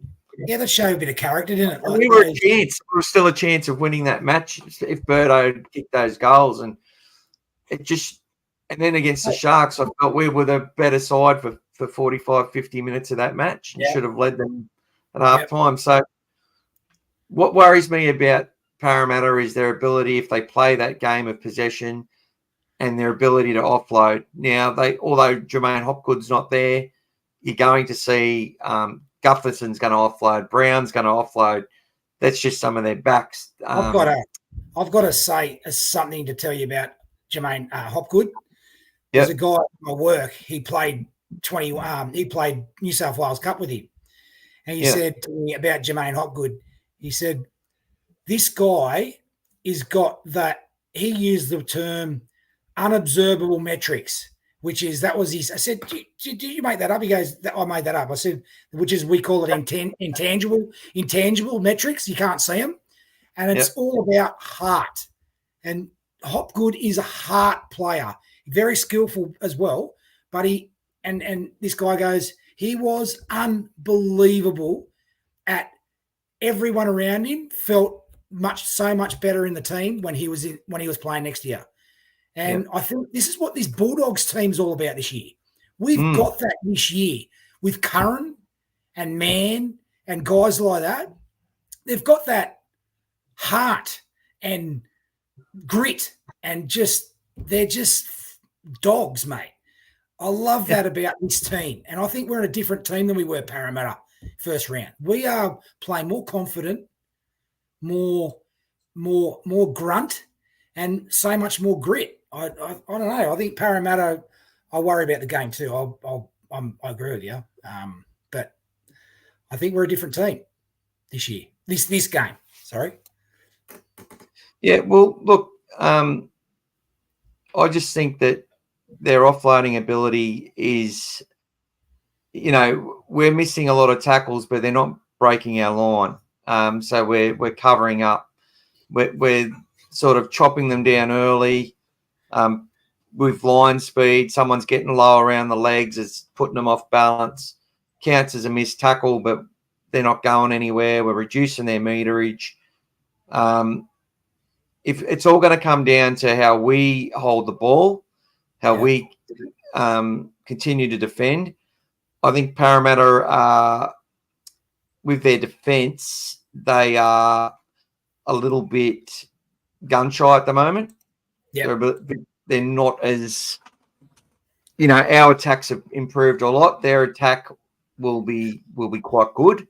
I think because they're on the pump. If they lose too many more games, they can't really afford to lose against the Dogs, mate. I know you can drop a game here or two. They cannot drop any games now. And Barrett's interviewing for that job. So he's going to want to put a really good showing the next 4 to 6 weeks while they make this decision. And if he can get Parramatta to say 3, 4 in a row, got the team for it, and seriously, he got the team for it. Let's look at the team. Gutherson, Sevo, Penasini. They've got Blaze Tulagi at a rest last week. Sean Russell, Dylan Brown, and Mitchell Moses. Now, that is actually their best backline that they can field. The strongest team they've had. Yep. Their forwards, Campbell Gillard. Brendan Hands is a very, very good hooker. He has the same player manager as Josh Curran. Yep. Junior Paulo, Talangi. He's actually a very good player. He was the best player on the paddock last week for Para. The second. Bryce Cartwright. He had a massive game against us in round 1. He smashed us. Jermaine Hopgood, Joe Offengow, he's no sludge. Sean Lane is a very good player. Makahisi Makatoa, has plenty of experience. And look, it's all there. And look at that for absolute beast of a pack. Here's I a would question. suggest that's probably the best side that they can put on the paddock. I agree. Look, I wanted to ask you this question because, I mean, we're playing small ball, and I love the way Serraldo, to be honest with you, have you ever watched Moneyball, the movie? No, a lot of people have. Watch Moneyball, right? When Brad Pitt goes for an interview with the Red Sox and he gets offered $12 million for the contract because what he does is he revolutionizes the game. Yeah. With these metrics and stuff like that, analysing everything, blah, blah, blah. So anyway, he goes over there and Red Sox guy, I'll just make it quick. This Red Sox guy who's like a billionaire goes, why am I offered this job? He goes, because it's adapt or die. And I believe that rugby league is going to change. And Serraldo's at the front of it because he's realised that you can't carry too many big, massive guys anymore. You can't. We've run Dragons and Newcastle off the paddock with our little blokes. Bailey Hayward, he comes an A defender. And he comes in and he sprints off the line and he hits the guy. He doesn't need to tackle him really hard. He just needs to stop his momentum. And then our other boys come up and stop. And the next one after that, say, man, he sprints off the line, the A defender. And they interchange it. They go one for one. Yeah. Serraldo's a genius, mate. He's such a genius with defensive minded coaching. And I listened to Levels with Willie, and he's there on the cold face with him, going, this guy is off tap, how smart he is with defense. And we don't even, mate, he doesn't even, his favourite saying is, we don't even worry about attack. Attack will come once we get our defense right. Yeah. So, well it's the game, isn't it? And that's the thing. Is who's playing to, if they maintain possession, they get to keep us in our own end. Yep. It's gonna, they'll be able to wear us down. They had all that possession. I think they had 69% of the possession at the 68th minute mark. They still had 70% possession. We can't drop the ball like we did before, Mick. And we still only gave up 4 tries. We're in trouble. We only gave up 4 tries in that game. If we drop the ball like Canberra, we'll be in trouble. Yeah. Like if we drop it like that, That's another thing. Our worst game of the season that people were saying, but we handed them 12 points directly from Jacob Carraz. And someone else knocked it on. Connor Tracy dropped the ball from the bomb, yeah. And there was another drop which handed them the possession, which got them one of their tries as well, their third try. But but look, I'm watching these players like Jake Turpin. They're all doing that role, and and it is changing the game. You can see that the bench that New South Wales has picked. You can see the bench that Queensland have picked. Yep, 100%. The Cotters of the world, the Morans of the world. Like, would you have thought Moran would even be in an NRL team 5 years ago? Not a chance. Not a chance. Cotter probably wouldn't have even been there because they wanted those big, massive 120 kilo props. But if you haven't got a motor, you're stuffed now. You're in big trouble. That's why they love the Haas's of the world and the Tinos of the world, because they can run out big minutes and they're still got a huge motor on them, 100%. So, look, we've got to see how the players come back from Origin. Parramatta, it's interesting. The Parramatta are the favourites for the match, and with the side they're lining up on reputation, they should be the favourites, big time. I totally agree. I agree they should be favourites, mate. Especially how Moses played last weekend, Dill, Brown. Wow, they were phenomenal. Yeah, so it's a big game. Toby's in the fire. So our team, because it's really small, Mick. Who's our 5'8"? Is our 5'8" Birdo, obviously. Yep. So Toby half, Birdo 6. Where's Hutcho? Hutchison's not in the 17.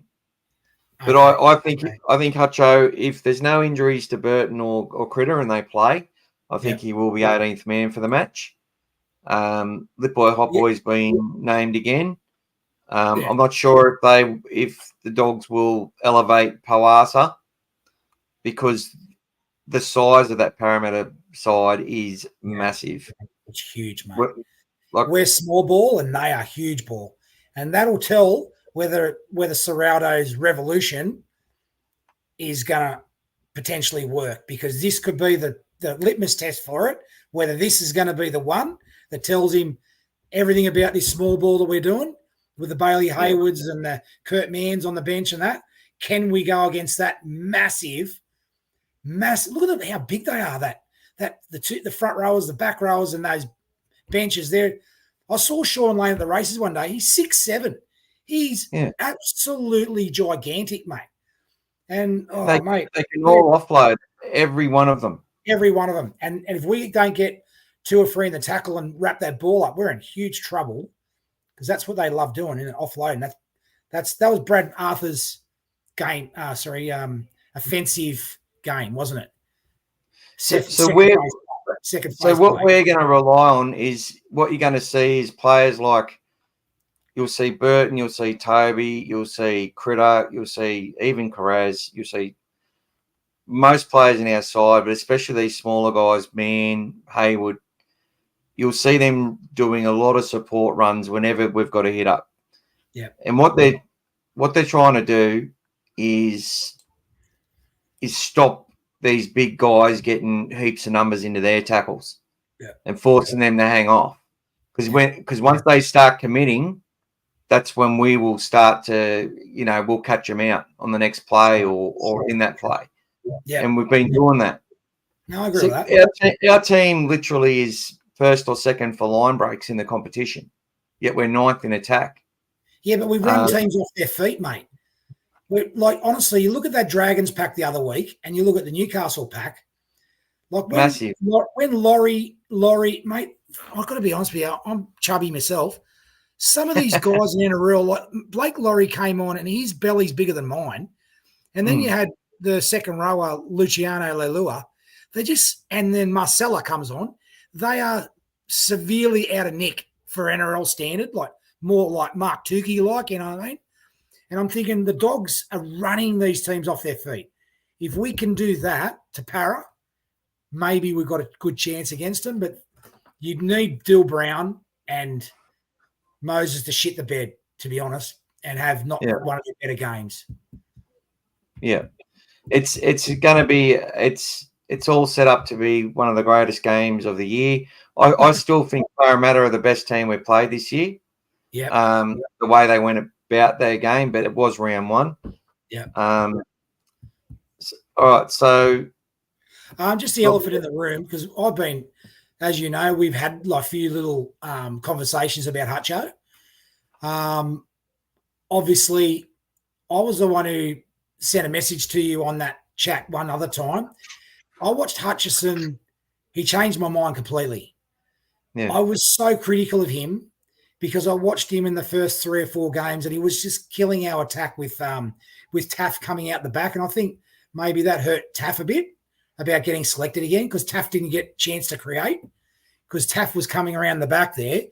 And instead of Hutcho giving it to him on that 4th tackle, Hutcho dummied and went in his own and didn't give Taff a chance to create, and maybe I think Critter was on that side then, and we had Critter and Adokar there, and they could have done something really good and created something there. Anyway, I think I was very upset that he was still kept continually to get picked.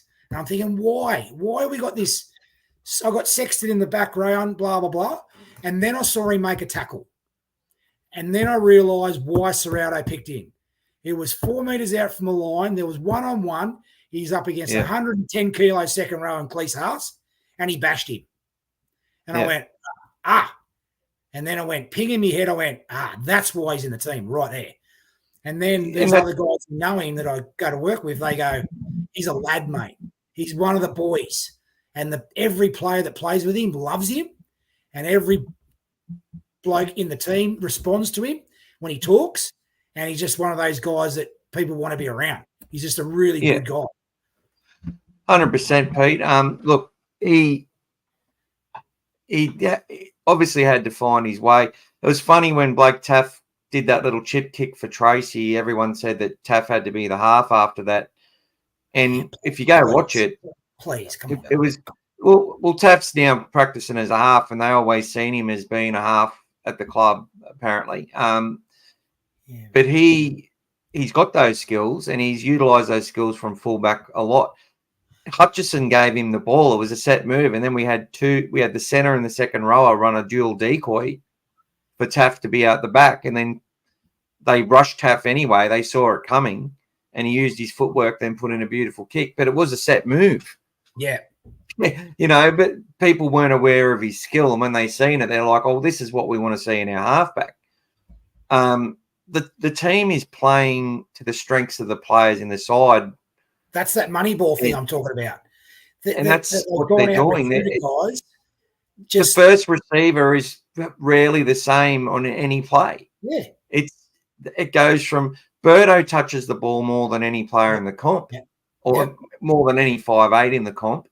Birdo's the one who's basically the half. Is what people forget at the end of the day. He's still basically the one has the call on everything when he wants it. But Toby has straightened us up, Mick. He's like, I love what he did that first game in. He goes, you know what? I want to make sure this defensive line knows that I can do three things. I can do run, I can pass, and I can kick, right? So if you look back at the really great halfbacks in our past, you got to have the three. And unfortunately, poor old what's his name, Flanagan, he didn't have one of them. He had the pass, and he had the what do you call it, the run. Sorry, not the run. He didn't have the run, but he could kick a bit, and he tried to three. You know what I mean? Yeah, Sexton's got the three. He dummied, showed the go, and he went boom, and he got tackled, but that defensive line was put on notice straight away from the Dragons. See, Drew knows what to do. Drew tries to do these things, but he just lacks that explosiveness. And like he's made line breaks and half breaks numerous times this year. He's made the right play. He's run at the right time. Yeah. The times where he's come back inside, it's because he's been too telegraphed in what they've seen what he's going to do. They know what's coming, what's happening. So they rush his outside men, and then he's just forced not to make the pass. When he has taken the chance, though, it's bombed twice, and he's actually, and he got a try for Jacob Preston, where he still threw the ball even though Presto was under pressure, and Presto broke through and scored. But look, it's Toby's time. Hutchison was there to help build that defensive confidence. You're and almost if you listen to Phil Gould talk, he wants these young 10 weeks. Yeah, he wants those young kids to come into a side that's confident, not into a side that's on its knees and doesn't trust each other. That's right. And that's why Toby's was successful and able to do these things. It's all been planned. Lipoy Hopoi coming in was planned. Jack Todd was supposed to be coming in, but they brought Lipoy in. Did you see the video? Rotating. Mitchell Woods is actually making his debut for Jersey Flegg this week as well.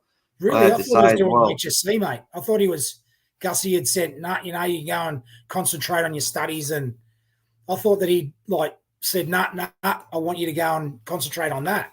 So he's changed his mind. I think he has done that. He's probably done a heap of exams and stuff, and he's got some time, and he's been practicing. He wants to have a run. Unreal. Yeah. Have you seen the video of Lipoy? Yeah, it made me cry, mate. Mum?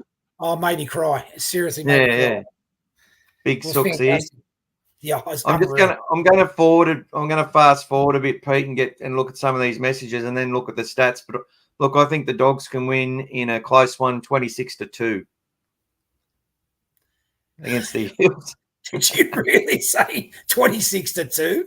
That's as biased as I've ever got. Big call. I'm hate to say this. I think I'd never pick against me team in me footy tips. I pick the Dogs, But unfortunately, I just think Para this week, they're going to be more desperate than us. Unfortunately, I hate it to say it. And I'm just being a realist. I think Mitchell Moses now come back. I know it sounds pretty bad that I think they possibly could do us this week, only because of Mitchell Moses being back, and he'll want that origin spot now. Mate, we've been worried every week. If we won a couple more games, it wouldn't be as sort of as stressful. But yeah, I'm just as worried as you are. Pete says big forward pack worries him. But we haven't let a try against us for 120 minutes, so figure that. Dave said, great to see Lipoy get another game. 100% agree, Dave. But we'll see what happens with the teams announced. The team announcements are 24 hours before, are an hour before the game. That's what we need to worry about. What's named an hour before the game. Bird, I'll be ready and fit to go after a good rest and Origin training if he doesn't get called up, which is always on the cards in Origin. 100% agree, Pete. D, my worry is beating teams through a high-energy defensive game isn't generally sustainable all season long. The Canberra game was an example of that. No worries about being up for the Eels game, though. Yeah, that's energy is an important thing, D, and I'm glad you brought that up. I'm just going to talk about that quickly. Last year, the last few years, we've played so many of our matches with 6-day turnarounds in the afternoon. So if you're sweating more, your recovery is harder on your body. It's as simple as that. If you're losing more salt, you've got to replenish that more. It's harder on your body. It's harder on your everything. But if you're a little bloke, and you're playing against these bigger guys, then the impact, you've got to factor in that impact as well. Like the Bailey Haywoods, I've seen him get busted up a little bit the last couple of games, and limping back into position because he's been sprinting out of the line, and just the knocks, mate. They get hammered, these little blokes. Well, that's why they've got to keep rotating them, Pete. That's why they've got to make sure there's a rotation happening there and keeping them fresh. And I think they're doing that. I think that's going to happen. That's so like Sam Hughes only played 10 minutes on the weekend. Sam Hughes, they were preparing Sam Hughes for the Parramatta game. Of course, yeah. That's right. And then Curran played 66 minutes, didn't he? Yeah. So he might only play 45 minutes against the Eels. You know, you might get Sam Hughes to get 56 minutes because Sam Hughes is like, for me, it reminds me a lot of Lindsay Collins. Huge motor. We haven't seen him. We only saw him in one game use that motor because he had to play 58 minutes, I think, that game. Yeah. And, mate, he did it in a canner. He had no dramas taking that hit up every set. Are taking their time with him, Pete. Hey? They're taking their time with him. All right, I'm just going to quickly look at some of these stats because we're going to have to finish this up in about 3 or 4 minutes, mate. Yep. But thank you everyone so far for your contribution, and Pete, you've been 100 bloody wonderful. You'll be coming on here again. That's the New South Wales Cup side. Can I just ask you one question, Mick? Yep. Birdo and the spiral bombs. Have you got a take on why we don't see it like we did the last season and the season before? Like, he's such a weapon, and he was doing 2, maybe 3 a match before, and then maybe heard something from Gus on his podcast that it takes a lot out of the hamstrings and the yada yada, and maybe that's the reason why he's not doing it, because it's such a weapon, but it's so hard to do and puts a lot of stress. And it's the chicken or the egg. Do you want him to run or do you want him to kick? No, but when he puts that end over end bomb up, which he does, it's a monster of a thing, but it doesn't petrify fullbacks like that spiral bomb he's got. And I'm thinking he's put it in the pocket and he hasn't used it. Not very often. He's only done it. He's probably averaged it less than once a match this season. Oh, I reckon he's only done it about 10 times. We hardly ever see it anymore. It's such a weapon, right? I think he's keeping it there. It'll be utilised at some point. I think when we're controlling the game, which I feel that the team feels that it's been doing that. It's been either had parity and it hasn't had to turn the game with something like that because it is a risk. It's a riskier play because it can give up field position. You know, they're trying to have him perfect. Yeah, you'll notice that the 7 Hutchison has kicked more and more as well as the season's gone on. But Toby's kicking game's just as good as Hutcho's. Oh, it's better than Hutcho's. I agree. It's actually he can kick longer and he can kick more accurately, and his short kicking game is phenomenal. Toby is one of the. Toby could be a premier half in the game, but we're never going to know until he gets there, sort of thing. Do you reckon the Titans feel like they stuffed up with that one and put their eggs in a Tanner Boyd instead of keeping Sexton? I reckon they made a huge error there. I would have kept Sexton. I think it was more of a case that they exposed. Ciro's gone back and said, okay, well, Holbrook brought Toby out halfway through the season. They went on when they were sort of getting some form together and playing all right, and then they went on a winning run and made the finals. Yeah. So he's pulled him out and said, you need to work on your communication in defence. You need to do these things. You need to do that. Yeah. You need to talk. You need to run the show with the ball and without it. People need to know what's going on, and you need to drive things. And that's what he's been working on. And he hasn't been perfect at it in cup, apparently. And he started to get better and better. And they could have brought him in a couple of weeks earlier. And I think they thought that if we'd lost some of those games that we won, he probably would have come in a bit earlier. That first game against the Dragons, he was chirping the whole game. He was so vocal. And to be honest with you, it looked like to me that the players around him were really responding to him like they do Hutcho. Because I know, as you're saying, I'd said before, Hutcho is loved by his teammates. And I think that Toby's getting that respect from those guys. They actually, no, you're the man. You are our half, number 7. You're our man. We're come behind you. We know that you just give us a little bit more than Hutcho. You got a few of those, what do you call it? Intangibles we talk about.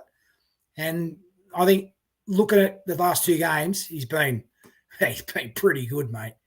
I reckon you're right. He could be a very, very good halfback in this league going forward. You know, I've been watching him carefully, and I'm like, yep, he's done his job. But I think he's got so much more that he can offer. And the same with Burton.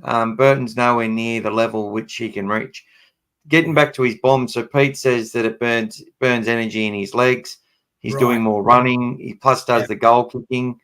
And Pete believes that we should, if he was to hand the goal kicking to someone else, it probably allows him to do a bit more of that spiral stuff. But I agree with Pete when it comes to that.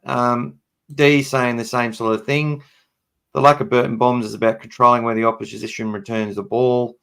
The floater lacks control, allows the fullback a chance at more of an open field run. And that is true as well. It's less structured and it's more of a risk. And I think it's going to be in the back pocket for when it's needed.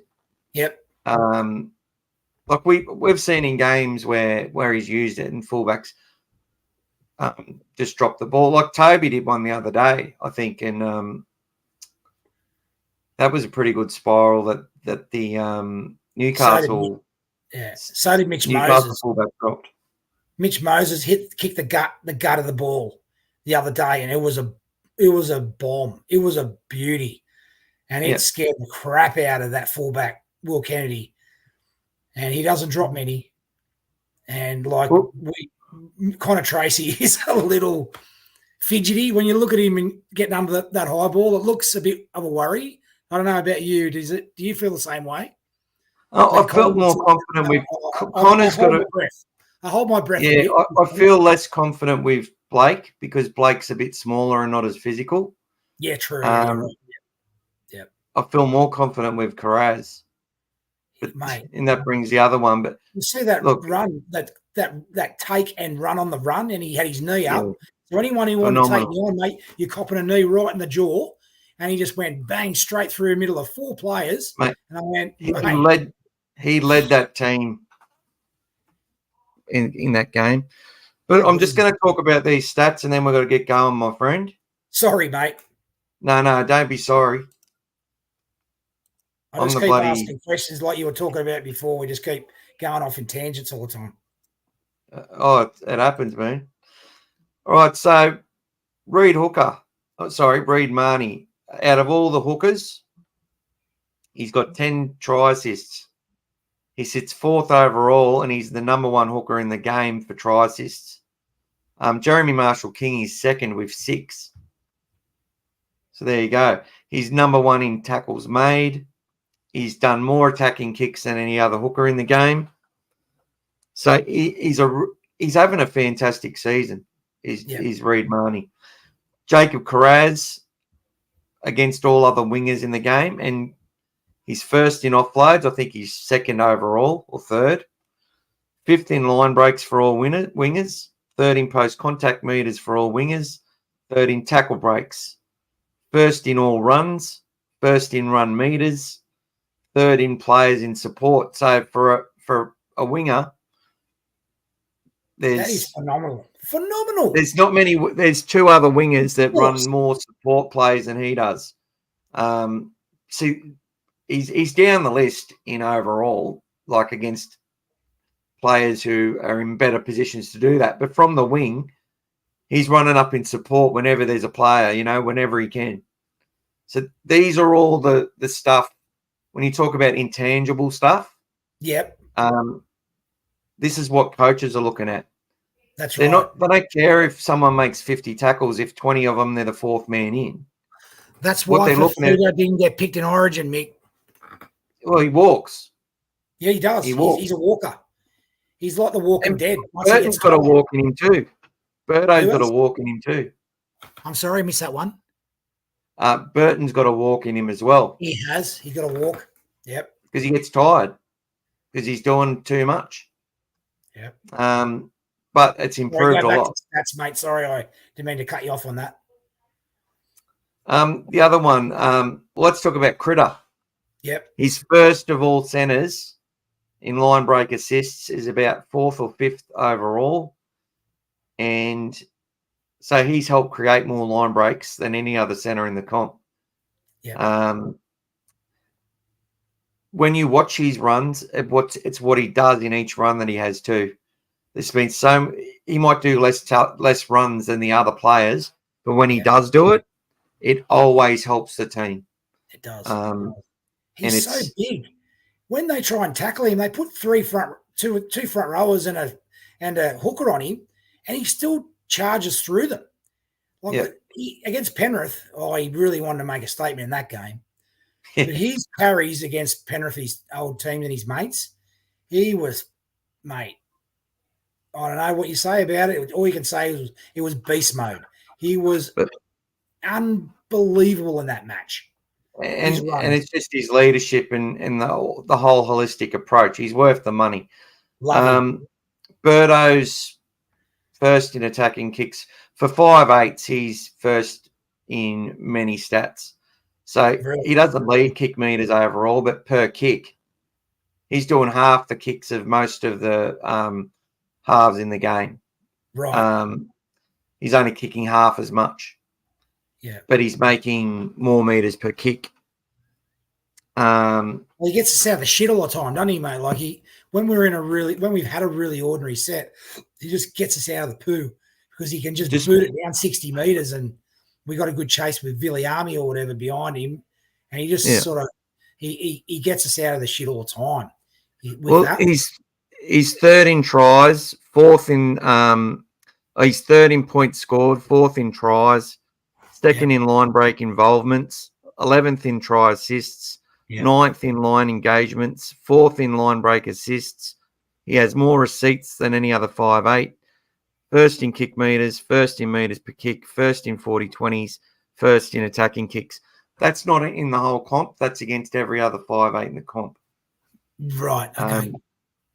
So our forwards, it's a much more from number 8 down to number 17. It's such a team effort. Curran's up there for offloads. I think Max King as well. Who is your Post favourite contact, player not this too year? bad. Hey, Who's your favourite player this year? The one that's really made you go, oh, God, I love being a Bulldog supporter this year. I've got one in particular. I know everyone will probably say the same thing, but it's so hard. Jacob Carraz is just the easy one. Okay, mine's Curran. Yeah, Curran's the other one.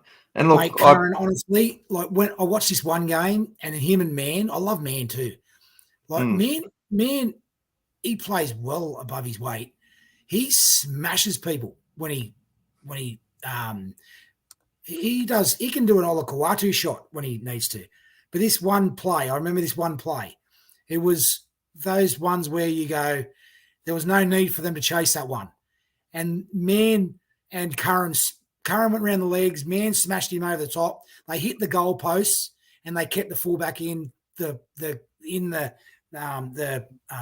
what do you call it? In goal, and we got another repeat set. And I went, you know what? That's the reason why that the Bulldogs are going better this year is because of that stuff. There wasn't that like that. And Serraldo said it the other night in his interview. He said, and he didn't mince his words about it. The culture this year was like last year. We had everything last year that we same structure. Same structure, same culture, blah, blah. It was just the people didn't want to buy into it. And there was too many Tavitas, Fatala Mariners, Franklin Pele's of the world who didn't want to train hard and didn't want to go and do the extra efforts and whinged and bellyached and moaned every time they had to train hard.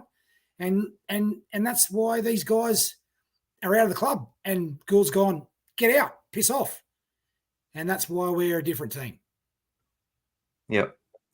I can't argue with any of that. And look, Josh Curran, he was the player I said we had to get for 2025. We got him for 24. Luckily, fantastic. Pete said Carraz, not to mention covered in a fullback and centre and did a great job. I think I need a Schroes after listening to you guys. Favourite player coming back from injury, 4 tries in 3 games. He's a dog. Preston Mania. So, look, Curran, Preston, Carraz, then you throw in Marnie, Burton, Tracy, Crichton. Yeah. Look, honestly, it's hard to – it's unsung heroes. It's just such a great thing that we can sit there and name 11, 12, 13 players in our side that we believe they're – like we've got to have them there. Like we love how they're playing. Yep. It's hard to say who's the best because – it's just been such a team. We haven't even mentioned our rowers like Hughes and King and what they've done, the job they've done. Like Max King has turned into a genuine. He's a premier prop. Up there. Yep. He's a premier prop this season. You said at the start. I remember your podcast way back earlier, and you said everyone. And I remember you were on your own, and you had to talk on your own, and you said. Every player in this group has to have a career year. Yes. And I remember that earlier on you saying that. And that's what's happened with Max King. And obviously they took their time with Hughesy. But Hughes is going to be one of those ones who's going to go on. But Max King in particular, he's having a career year. And everyone's getting off the back of it. We're still 6 wins, 6 losses. But I can honestly say you could put Max King, Josh Curran, Jacob Preston in Origin, and they're not going to let you down. Max King, they're not going to let hey? Max King, a Queenslander? I don't know. He might be. If he is, fuck him. I actually watched him on a TV show. He was on the Dogfather TV show. Him and his missus. Yep. Before they got married, she's got a dog, and it's out of control. And they need to get it changed, trained. And Max was sort of saying if it doesn't pick its act up, he might have to sort of split up with her, sort of thing.